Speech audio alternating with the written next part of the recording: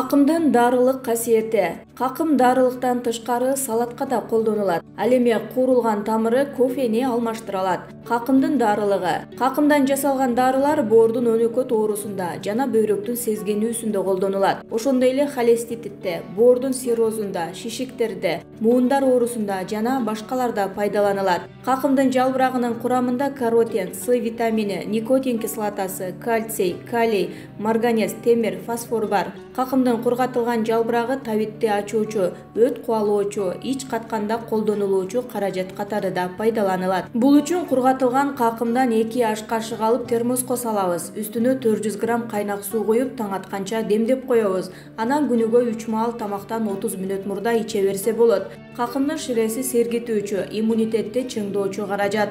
Жалбырагы менен тамырынан алынган ширесинин үстүнө сабиз менен түрктүн ширесин кошуп пайдаланса, омуртка, бут, кол, башкача айтканда сөөк ооруларын айыктырууга жардам берет. Шире май-июнь айларында какымды эт тарткычтан өткөрүү аркылуу алынат. Какымдын ачуу дамын кетирүү үчүн алгач аны муздак, туздуу сууга чылап коюу керек 30 мүнөт. Ширени дарылык үчүн күнүгө 25 граммдан узак убакыт ичүү кажет. Какымдын тамырын апрель-май айларында чогултууга болот. Казып алган соң жууп, чоң тамырларды майдалоо, анан матага салып илип коюу кажет. Аба ырайы жакшы болсо тамыр 10-15 күндө кургайт. Эгер тамырды эрте чогултуп алса, анда кургаган тамыр жеңил тартып, сырткы кабыгы ажырап калат. Мындай тамыр дарылыкка жарабайт. Тамырдын кайнатмасы. 2 аш кашык майдаланган тамырга 200 грамм кайнак суу коюлат. Жай отко 15 мүнөт кайнатылып 4 саат демделет. Күнүгө 70 граммдан 3 маал ичүү кажет. Кайнатманы жогоруда айтылган оорулардын бардыгында колдонууга болот. Кайсы ооруларда колдонууга болбойт? Какымды ашказан жарасында, гастритте, өт жолдорунун катуу сезгенүүсүндө колдонууга болбойт. Эгер муундарыңыз ооруп, доктурлардын кеңеши жардам бербей жатса, анда жаратылыштын белеги болгон какымды сөзсүз түрдө колдонуп көрүңүз. Чөбөскөн жердин баарында байыралган какым гүлдөп турган маалында муундар үчүн миңдин бирине айланат. Медицинада бул өсүмдүктү артрит, артроз, ревматизм аттуу ооруларга дары жасоого колдонот. Какымдын тамыры менен жалбырагынын тундурмасы 1 чай кашык кургатылып, майдаланган тамыр менен жалбыракты 1 стакан кайнак сууга 1 саатка демдеп чыпкалап алабыз. Ревматизм жана полиартриттен жабыр тарткандар күнүнө 4 жолу тамак ичээрден жарым саат мурун 1 стакандын 4 бөлүгүн ичүү керек. Артритке какымдын тамырынан жана жалбырагынан кайнатма. 1 чай кашык кургатылып майдаланган чийки затты 1 стакан суу куюп кайнатабыз. 10 мүнөт кичинекей отто кайнаган соң оттон алып жарым саат демдеп чыпкалайбыз. Күнүнө 3 жолу тамактын алдында 1 чай кашыктан ичүү керек. Ревматизмге какымдын гүлүнөн жасалган сироп, жаңы чогултулган гүлдөрдү 3 литр банкага кант менен аралаштырып салабыз. Караңгы жана жылуу жерге 1 күнгө коюп, анан 1,5 жумага муздаткычка салып коебуз. Даяр болгон сиропту чыпкалап, какымды сыгып алып таштайбыз. Муздаткычта сактап, канттын ордуна колдонуу керек. Элдик медицина ревматизмге чалдыккандарга какымды гүлдөгөн маалында гүлүн чайнап турууну сунуштайт. Касиети күч жазгы чөптөр. Чалкан оңдогон ооруга даба болуп эсептелет. Ал эми жазында даяр витаминдин ордун алмаштыра алат. Чалкандын дарылык касиети. Курамы пайдалуу заттарга бай. Тактап айтсак, К, С витаминдери, каротин, темир, тузу, калий, кальций, күкүрт, кант, белок бар.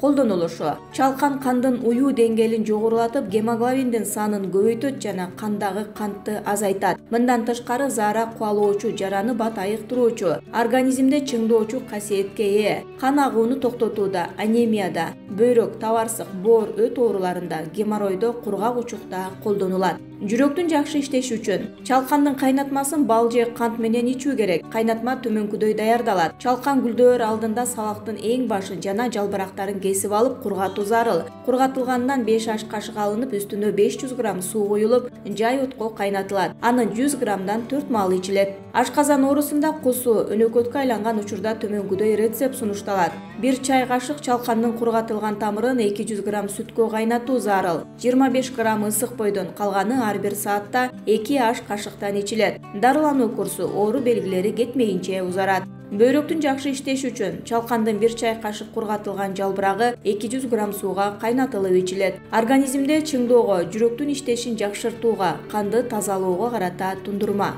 200 грамм чалкандын жалбырагынын үстүнө жарым литр арак же 70% спирт куюлат. Банканын бети даки менен жабылып айланат. Биринчи суткада күн тийген терезеге коюлса, калган 8 суткада караңгы шкафта сакталат. Сүзүп банкага коюп, бетин капкак менен жабуу зарыл. Тамактан 30 мүнөт мурда 1 аш кашыктан 4 маал ичилет. Чачты өстүрүү же чачтын түбүн бекемдөө үчүн чалкандын тундурмасын чачтын түбүнө сүртүүгө же тундурма менен чачты жууганга болот. Тундурма үчүн кургатылган жалбырагынан 2-3 кашык алып, үстүнө 400-600 грамм кайнак суу коюп, 6-8 саат демдөө керек. Сүзүп алып колдоно берүүгө болот. Баалуу азык: жаш жалбырагы жана жаш бутактарынан шии даярдалса, жалбырагынан салат жасалат. Кавказ эли жаш бутактарын туздап, кышта эттен даярдалуучу тамактарга татымал катары кошушат. Чалкандан салат: жалбырагын жууп, ачуу даамы кетсин үчүн 30 мүнөт муздак туздуу сууга чылап коюу зарыл. Анан жалбырактарды туурап салат катары колдонсо да болот. Жаңгак кошулган салат. Керектүүлөр: чалкандын жаш жалбырактары, 25 грамм жаңгак, 20 грамм петрушка,